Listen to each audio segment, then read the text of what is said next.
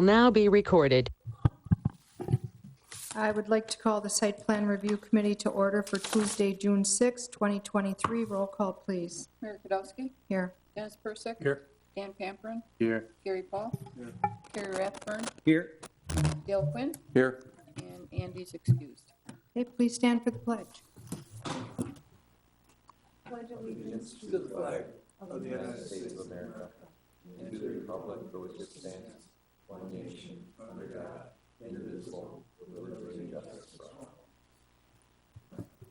And please remember our men and women throughout the world in uniform. I have no changes to the agenda. I need a motion to approve, please. Move to approve as presented. Second. We have a motion and a second to approve the agenda as presented. All those in favor say aye. Aye.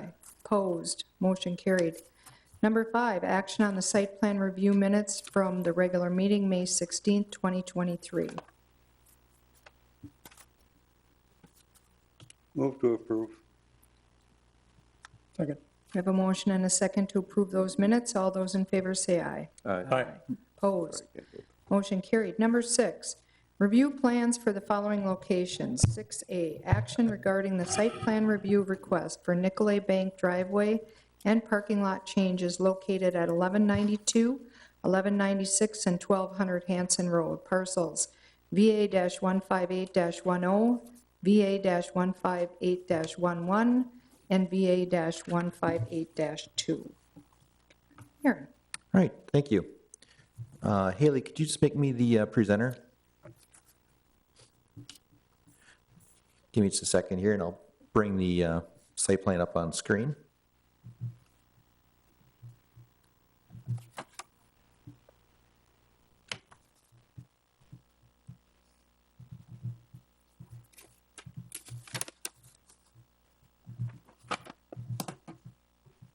All right, there we go.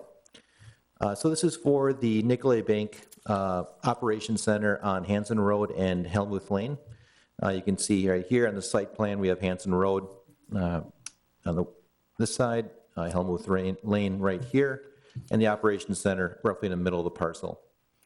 Nicolet Bank, along with their engineer in the project, McMahon, is proposing to realign their primary driveway from Hanson Road into the Operations Center from this rather curvy path that it currently is at to a straighter path closer to Helmuth Lane.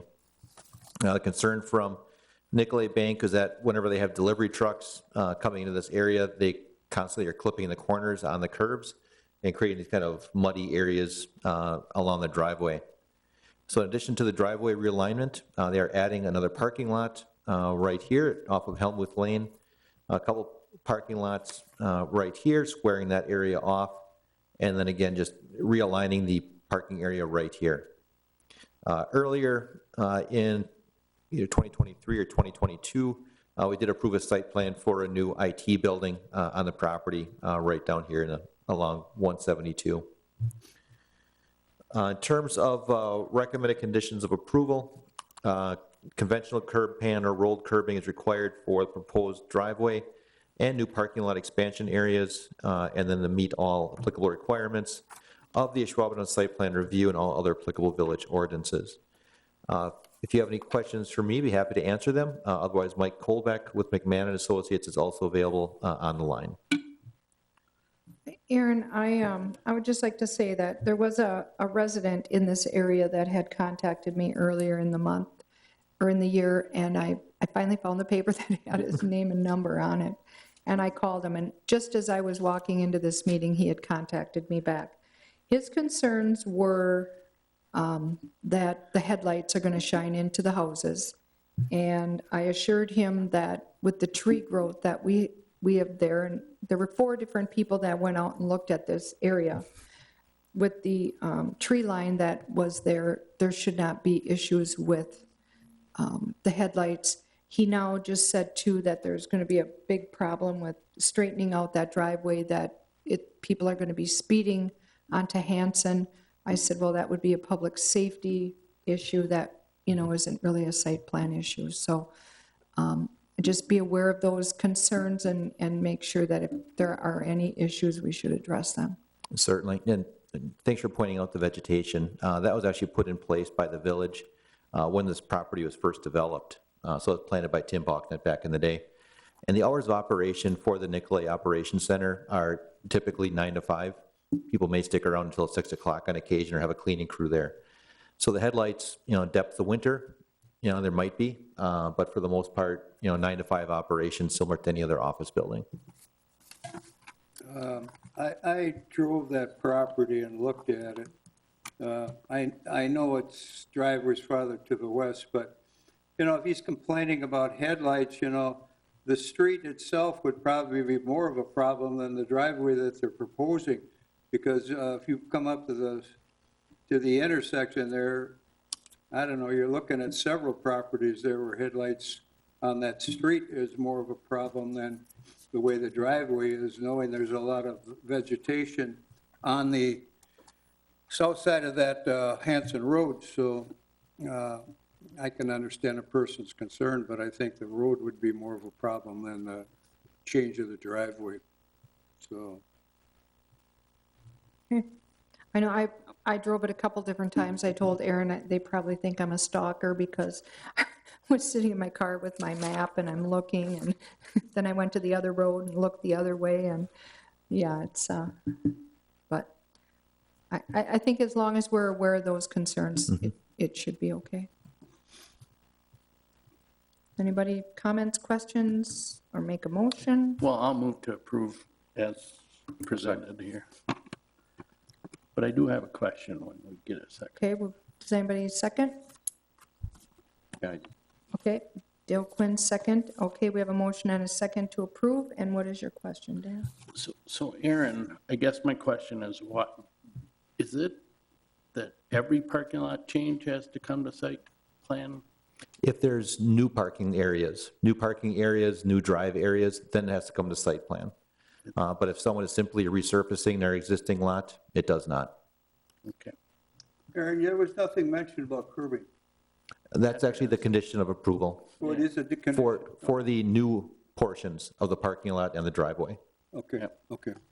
Oh, I did see that on the driveway, you're correct. Okay, So they're adding 33 stalls, and what about the green space requirement? So they are well over the green space requirement. I believe it's 25% for new. Because of the whole back there. Yeah, they have a huge parcel here, including that ravine. there's a lot of green space coming into there, Dave. Yeah, well, they're actually, so I developed this site back 25 years ago. There actually was proposed another building Oh, where that drive is. So there potentially could be another building on this property someday. All right. Okay, any other questions, concerns, comments? Hearing none, we have a motion and a second to approve with staff conditions. Any other, no comments? All those in favor say aye. Aye. Opposed? Motion carried. Thank you. 6B, action regarding resubmitted site plan review for Cypress Apartments, parcels VA-859 and VA-883, 1580 West Main Avenue. Aaron? Okay, this is a resubmittal and basically a complete redesign of a proposed apartment development for the property currently owned by the CDA between West Main Avenue and Cypress Lane. If you know where the Paul Mitchell building was back in the day, right in the back side of that building. The proposal takes into account, I guess, changes in the marketplace resulting in different floor plans, different designs for the apartments and the addition of some townhome units. So the total proposal includes 4 16-unit, 2-story apartment buildings, 1 8-unit, 3-story townhome building, and 2 6-unit, 3-story townhome buildings, totaling 84 apartment units. Previously, I want to say there was 120 or so, somewhere around there. As mentioned, the site is currently vacant.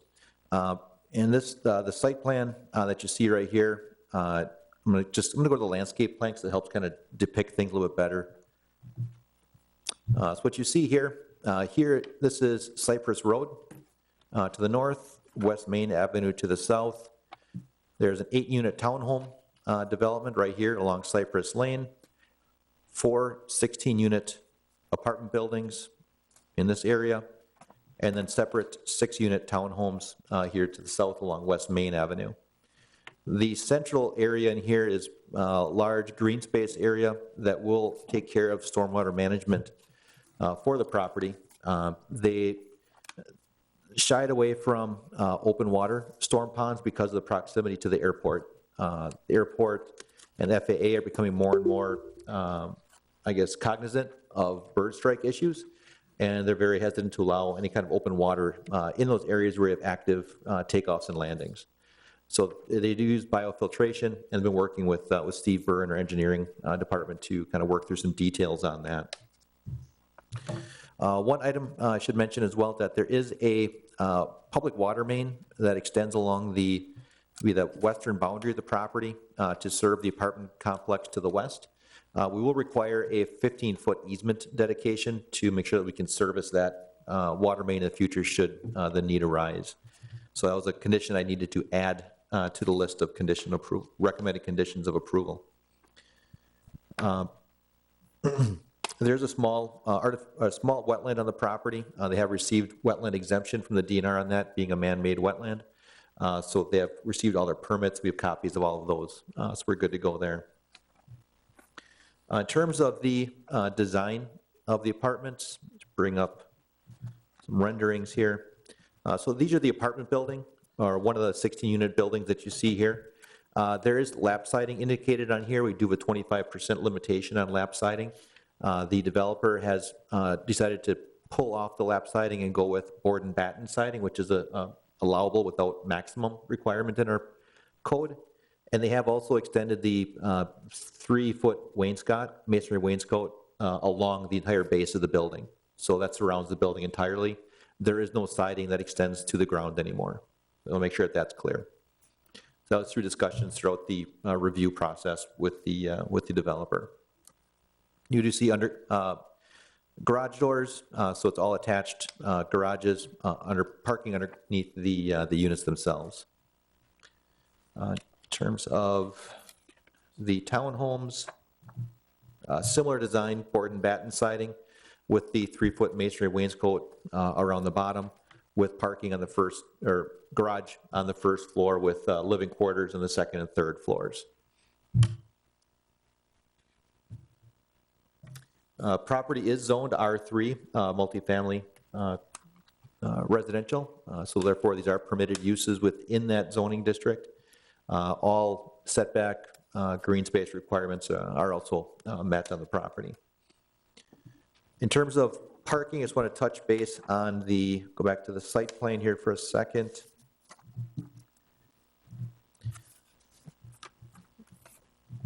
They do indicate a total of 5 ADA accessible stalls. Under ADA standards, there should be at least 6. One item we did notice that all of the ADA stalls are located on the, I guess, the northeast portion of the property. Those should be split up a little bit to allow for people who live maybe on the west side who require ADA stalls to have better access to them.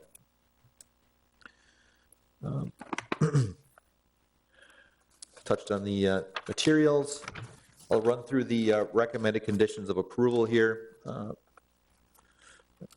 As I mentioned, lap siding has been taken off, but it's identified as a condition of approval. Lap siding is limited to no more than 25% of any one elevation. Conventional curb pan or rolled curbing is required for the driveways and parking lots. The catch-all meeting section 17.2 site plan approval requirements and all other applicable sections of the Ashwaubenon Municipal Code. Masonry wainscot to be extended across the entire base of the apartment buildings. I would like to add a condition that I neglected to add to the list, is to add an ADA space and move at least 2 one-van accessible to the west side of the parking lot. The driveway width is to be no greater than 30 feet. And then also add a condition to designate a 15-foot easement for the water main on the west side of the property.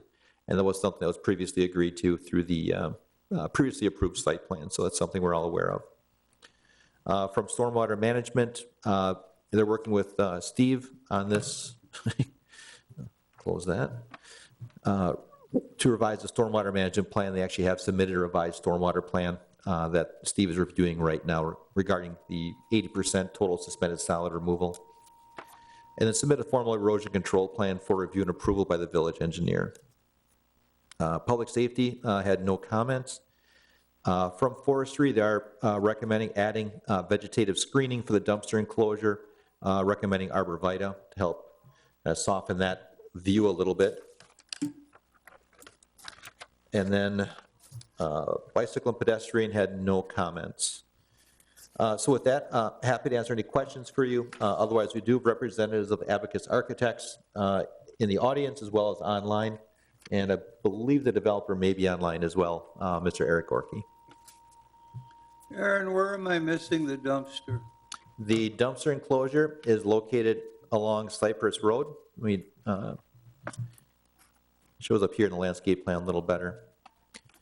I'll zoom into it on the See the screen. mailbox. So the mail is right here. The backside right here is the dumpster enclosure with a concrete driveway accessing it. Where your arrow is, that's where it is? Yep, see the little Along magnifying side- glass? Okay, it must not be noted here. Yep, that's where it is right there. Looking at, okay, all right. So Tim Bachnecht, our village forester, did recommend arborvitae on both sides to Okay. soften the I view of see it that. now. Okay, any other questions, comments, concerns?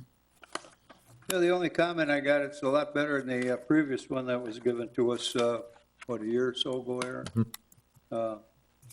Even though they downsized it somewhat, but it, much nicer looking property. No other questions, I'll move to approve the, where am I here, site plan for Cypress Apartments, wet Second, staff conditions. second from Carrie. Okay, So Aaron, I have a question. On apartment building number 4, on 050, what is that grayed out section in that one building? Probably defer to the architecture group on that. You said mention the grade? No, the grayed out area, it looks like the entrance of the apartment. Yeah, those are the two ADA required units. Okay, They're up in the upper right-hand one. yeah. So this whole development has 2 ADA apartments? That's correct, yep. And that's the reason why the ADA parking is where it is. It's located near those two ADA units. Yep, I see that. But I do understand that you could have, disabled people anywhere on site. So I don't have an issue splitting those up. So now the townhouses, are those going to be residents or are those going to be rentals? Those will be rentals as well. They are rentals. Okay, that's the only questions I had. okay. Anybody else have any questions, comments, concerns? Hearing none, all those in favor say aye. Aye. Opposed? Motion carried. Thank you. Number 7, department reports. All right, let me just bail out here.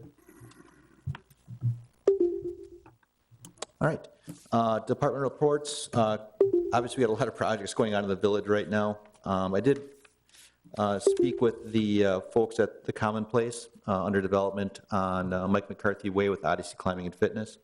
They're already 30% leased, but they're even still in the process of getting the courtyard together and really finishing up the building. So good news there. Just a little update, Cabela's is in the process of rebranding to Bass Pro Shops. So we received signage updates for them. So you'll see those at some point here in the future. The Visitor Center for Discover Green Bay, Bellin Ambulatory Surgical Center, Green Bay Packaging, Element 4, Bohemian Park, Building 2, all underway right now. So we're keeping David and Katie very busy, which is a good thing.